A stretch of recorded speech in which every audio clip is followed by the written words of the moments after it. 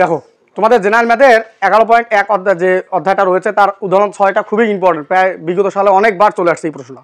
আর এই প্রশ্নটা same as নিয়ম অনুশীলনী হচ্ছে 11 নম্বর এবং 12 নম্বর সেম নিয়ম, ঠিক আছে? তো আমরা উদাহরণ 6টা দেখি, সেম অ্যাজ নিয়ম 11 এবং 12টা তোমাদের হোমওয়ার্ক থাকবে। আচ্ছা ট্রাই করবা, না পাইলে ইনশাল্লাহ আমি করাই দেবো। তো একটু দেখি কি দেওয়া আছে একটু বলো তো। Root over 1 plus X plus root over 1 minus X নাকি, divided by 1 plus X minus root over 1 minus X, তো ইকুয়াল টু পি দেওয়া আছে নাকি। তো এইটা দেওয়া আছে, প্রমাণ কি করতে বলছে, P square minus 2p divided by X plus 1 equal to 0। এইটা আমাদের আনতে হবে, এটা প্রমাণ করতে হবে, ঠিক আছে? এটা প্রমাণে নিয়ে আসতে হবে।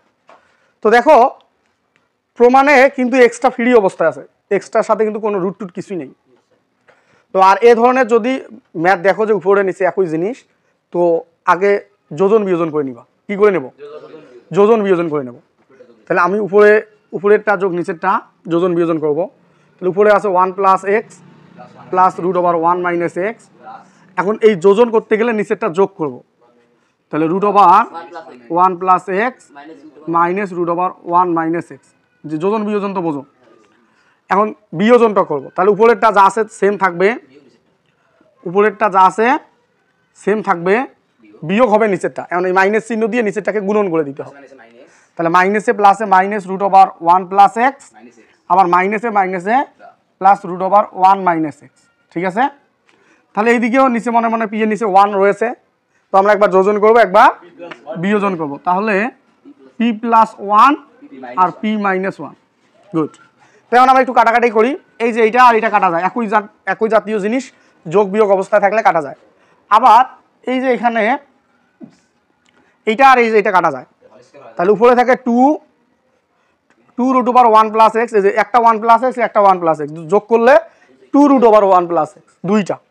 আবার এখানে এই যে একটা এই যে একটা, তাহলে 2 রুট ওভার 1 মাইনাস এক্স, দুইটা, ঠিক আছে?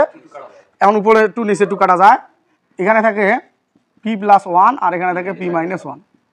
তো এখন যেহেতু এক্সটাকে আমাদের ফ্রি করতে হবে আর পি স্কয়ার নিয়ে আসতে হবে, তার জন্য এই অঙ্কটার ক্ষেত্রে উভয় দিকে আমাকে বর্গ করতে হবে। কোনো অঙ্কে এইদিকে তোমার ঘনমূল থাকতে পারে, কি মূল, তখন কিন্তু উভয় দিকে কিউব করতে হবে। যেমন এখানে একটা ম্যাথে ঘনমূল আছে, তখন উভয় দিকে কিউব করতে হবে। তাহলে এখানে উভয় দিকে বর্গ করলেই হয়ে যায় নাকি। তাহলে 1 plus X root over 1 minus X, আমি এইদিকে বর্গ করব, এইদিকেও আমি বর্গ করব। তাহলে পি প্লাস 1 আর পি মাইনাস 1, এইদিকে আমি কি করব, বর্গ করব। এই রুট স্কয়ার কাটা যায়, 1 প্লাস এক্স থাকে আর নিচে 1 মাইনাস এক্স থাকে।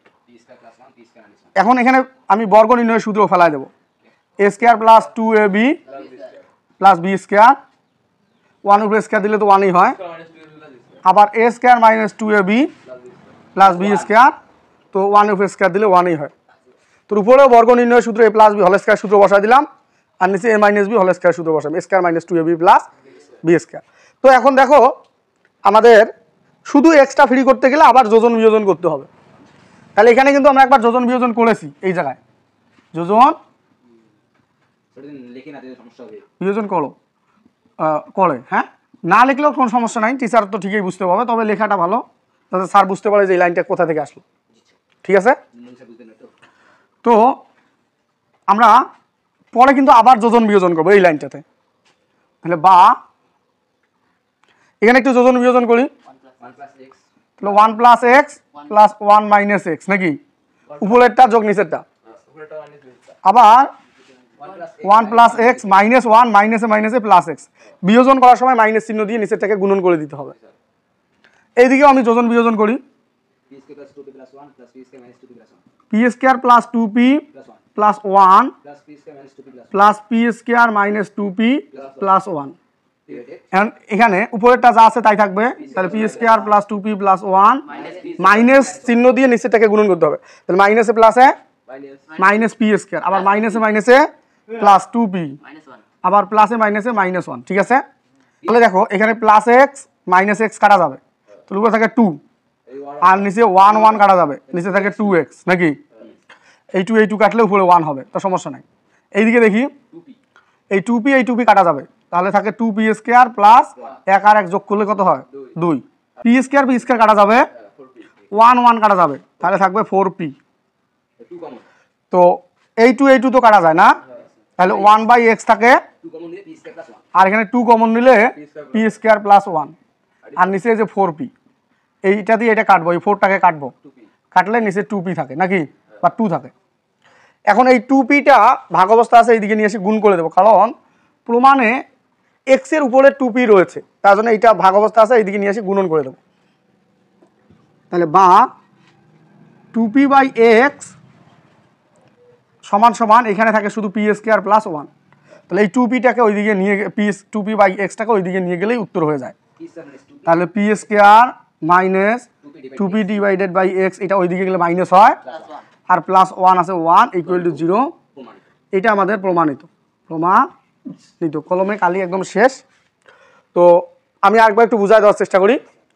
যে অঙ্কটা রয়েছে এটাকে আমরা একবার যোজন বিয়োজন করব, করে উপরে নিচে কাটবো, কাটলাম না, কাটার পরে যেহেতু প্রমাণে x এর সাথে রুট নেই, তার জন্য উভয় দিকে বর্গ করে নিতে হবে, তার জন্য উভয় দিকে বর্গ করে নিলাম।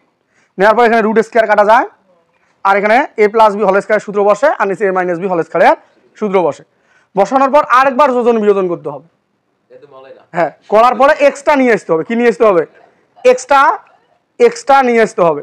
আর এই 2pটা যেটা ভাগ অবস্থায় আছে, এই যে কমন নেওয়ার পরে কাটাকাটি করার পরে এটা আসি গুণন হয়ে যাবে। তো এটাকে সমান সমান ওই পাশে নিয়ে যাও, তাহলে p² মাইনাস 2p প্লাস 1 সমান সমান এখানে কোনো কিছু নাই মানে 0।